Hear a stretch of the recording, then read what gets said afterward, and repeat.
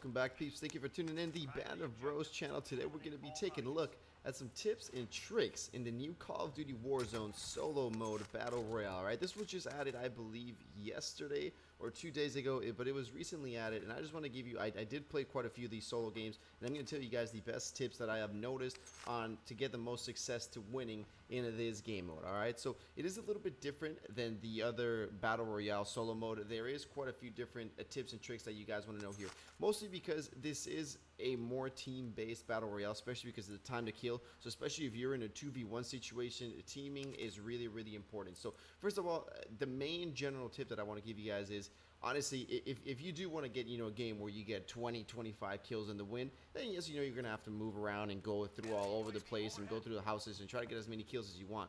But if you're trying to get the win, that is most likely not going to be the case for this. And why? The reason why this battle royale is so unique is because there is 150 players in the game. That is a shit ton of players in one game. So what you're going to find, and what I've been finding all over the place, is just campers basically all over the place. All right, so what you need to do is you basically need to join them.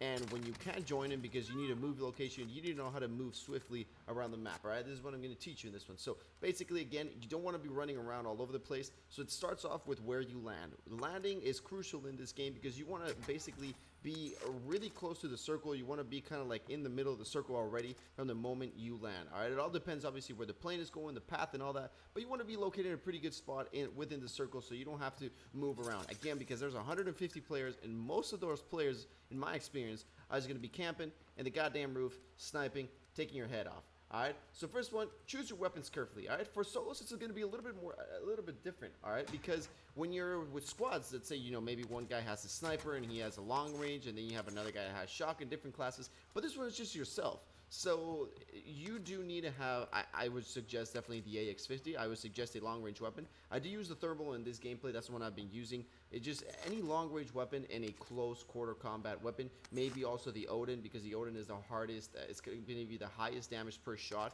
out of any automatic weapon. So maybe get the sniper, the AX50, and the Odin. Those are going to be two good loadouts for this one. But again, you have to choose it a lot. Just be a little bit more careful when you're choosing this. Again, Ghost is going to be crucial in this one. Ghost, definitely put Ghost in your class setup, because UAVs, again, I'm going to repeat this one, UAVs is going to be your best friend for this mode. Always have a UAV when you're going towards a shop. Use your UAV. Alright, so this is what I do. So especially, let's say we land in a spot, right? We got quite a bit of money, and we need to move locations because the circle is moving. I can see it's not going to be in the middle, so I'm going to start moving. Alright, I go to the box, I buy a UAV. I start looting some more houses, I got some more UAV. This is what my general game plan is. I look at the map, I open the map, and I point out where I want to go, where there is a shop towards the middle of the map. So that's kind of like my target. I start moving towards the shops that go towards the middle of the map. Why? This is what I do. Maybe when I get about 100 meters from the shop, from the buying station, I put on my UAV, and again, I open my map. Don't use just your mini map. Again, remember to click the scoreboard or the start, whatever you use, to open the big picture of the map, so you can see the big picture of your UAV. That is, again, really important. Don't just look at your UAV on the top left. Go ahead and take a look at the big picture. So I'm around 100 meters from the buying station. Pop up your UAV, open up your map, and then take a look at where the enemies are located. Again, they can be using ghosts as well, so that is really important. So again, I put up on my UAV, check out that there's no enemies nearby, go to that buying station. The first thing that you do want to do is, because cash is a lot easier to come by. Why? It's not that there's more cash in the map, but for example, when you're looting a building, when you're looting a location, you're not going to be with your two other friends, so all that cash is going to go towards you. So you're going to have a lot more cash than you will when you are playing with your teammates. So you are going to hit 10,000 really easy. I mean, I probably looted one building, two buildings, and I had 10,000. I was like, oh damn, that's a lot of cash already so fast. So go ahead and buy your UAV, and then the second item that you want to buy is going to be your class. But I mean, if you don't have 10,000 immediately, the first thing you want to buy is going to be the weapon loadout. You want to have that one, so you can have your either cold-blooded or whatever perk you want to use. But you got to have your ghost. So again, the first thing you want to do is the loadout drop. Get your class in. Second one you want to do is get your UAV. Once you do have this one, and let's say you come 10,000 cash again, and you already have a UAV in your pocket, I would go ahead and buy the self-revive. Self-revive does work once in a while. Usually, if they're obviously pretty close to you, they will finish you off. But it works if you're, maybe you're camping in a high rise or something like that. Someone takes you out, you can go ahead and revive yourself. But first, by the loadout drop, then by the UAV. Again, every time you're going towards the buying station, use your UAV and buy a new one. That's going to be the most crucial thing in this one. And again, self-revive kits, they're a little bit less powerful than squads because, you know, when you take a hit and you die, you don't usually have someone to revive you.